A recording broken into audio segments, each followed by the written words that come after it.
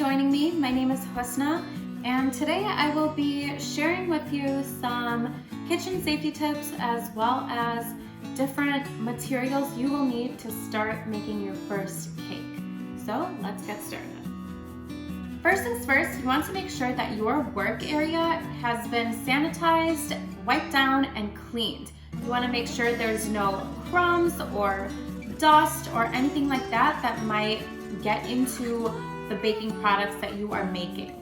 And of course, very important, you want to make sure that you have washed your hands properly, just so you are ready to start handling those food products that you will be working with. If you want to wear gloves for added protection, you can also do that as well. I also have my hair tied back just to make sure it doesn't get in the way of anything or doesn't interfere with what I am doing.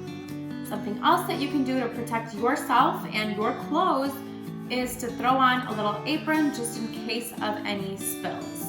And of course, we will be working with our oven a lot because we are baking, so you want to make sure that you have an oven mitt to protect yourself when you are taking your baked goods out of the oven. This is very important. Please don't try to grab anything out of the oven without using a thick, safe oven mitt. Okay? Now I'm going to share with you some baking essentials that you will need to make your first cake. So let's get started. Here I have my very important cake turntable.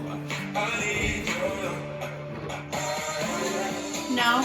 Alright, as fun as that was, cake turntables are actually used to put your cake on top of, frost it really smoothly. You're able to turn this while you are frosting your cake to get that perfect even finish. So cake turntable. Going along with the cake board, I have some different sizes of cake boards. So you will put your cake right on top of a cake board, and you want to make sure that whatever size cake you're making, the cake board is a little bit bigger. So for example, if I was making an 8-inch cake, I would use the 10-inch board. If I'm making a 6-inch cake, I would use an 8-inch board. You just want to make sure that you have some space around so that when you're frosting it, it's not spilling over. You can also customize these however you want. You can wrap them in wrapping paper, add some glitter, or draw on here with markers. Okay, next up I have some spatulas. I'll talk about the rubber spatulas first. These are going to be really important for scraping the cake batter out of the bowl or scraping frosting out of the bowl. It makes it a lot easier because they don't stick, so you won't have to try too hard to get all of the frosting out of the bowl, and there won't be a lot left over. I like to use a small one just to mix in food coloring and things like that. If I'm separating frosting into different bowls, I like to use a small one to mix in some food coloring. These are also spatulas. They are called offset spatulas, and these are used to frost and decorate the cake. So I would take some frosting and scoop it onto the cake and use it to cover a cake and frosting. So rubber spatulas and offset spatulas, you will need all of them. Next I have these tools called cake scrapers. They are also called bench scrapers because this one is actually used to scrape off any remaining crumbs or dough or anything like that off of your workbench, but they are also used for smoothing frosting on cake.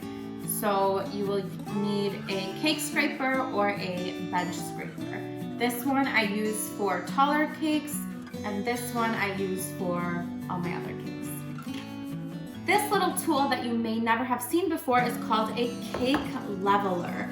It was a game changer for me because before I used a cake leveler, I used to just use a bread knife. And if you don't have a cake leveler, then you can definitely just use a bread knife. What I use this for is to evenly slice the tops off of my cakes.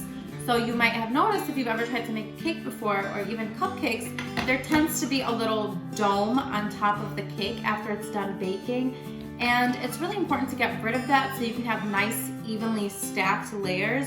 So you can change how tall you want the cake using this cake leveler, and you will have your perfectly even cake layers. Or you can always use the bread knife. Just be really careful because it is very sharp.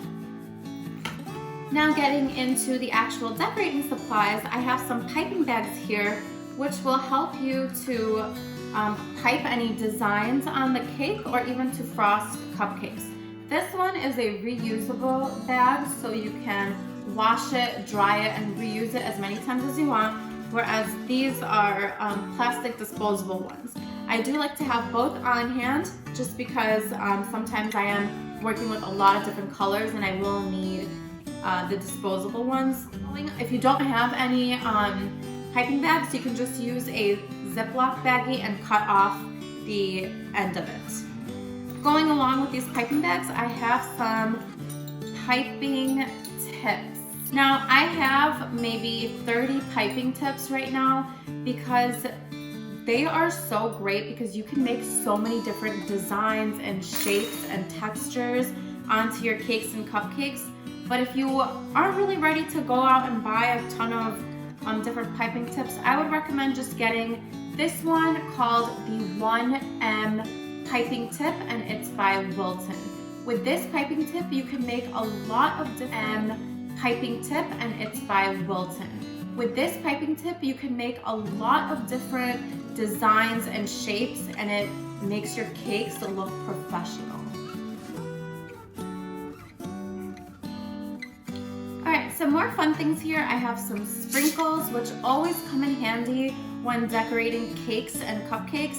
They come in tons and tons of different colors and shapes and sizes, so you can pick whatever you want and use it to decorate your baked goods. I also have some food coloring here. For food coloring, you should try and get gel food coloring because it's a thicker consistency and it's more pigmented, so you don't have to use as much, and also it won't ruin the consistency of your cake batter or your frosting. So I have a couple different brands here. I have the Chef Master Deluxe 12 color gel color set. This has all the different colors you can imagine, and of course you can mix and match them however you want to create your perfect shade. I also have these Wilton gel food colors. These are more widely available in stores, so they'll be easier to get. And another popular brand is this AmeriColor, which has every single color you can imagine. So AmeriColor, Wilton, and Chef Master. And of course, sprinkles. So something that's not necessary but I like to keep on hand are cupcake wrappers. There's been many times where I've been meaning to make cupcakes, so I make the batter and I get ready to scoop them into my cupcake tray, only to realize I don't have any cupcake wrappers, and that is not fun. So cupcake wrappers come in many different colors, so go with whatever theme that you are going for. So if you don't have any cupcake wrappers but you want to make cupcakes, that is still very possible. You just have to grease the cupcake pan before putting your batter in. Alright, now of course we will need some mixing bowls and baking pans. You can have baking pans in many different sizes. These are 6 inches, these are 8 inches. So you can also get cupcake pans or whatever cake pans you need. Okay, another very useful item that you will need for baking is a hand mixer. I use my hand mixer to mix my cake batter and other dessert fillings that I'm making. As far as making frosting, I will show you what I use. Okay, here is my baking buddy, the KitchenAid mixer. You definitely do not need one. I've been baking for about 5 years now, and I think I just bought this 2.5 years ago. It is a very big purchase, but it definitely has helped me out a ton while making frosting and other baked goods. But if you don't have a KitchenAid mixer, a hand mixer works totally fine. You'll just have to use some extra arm strength to finish whatever you're making.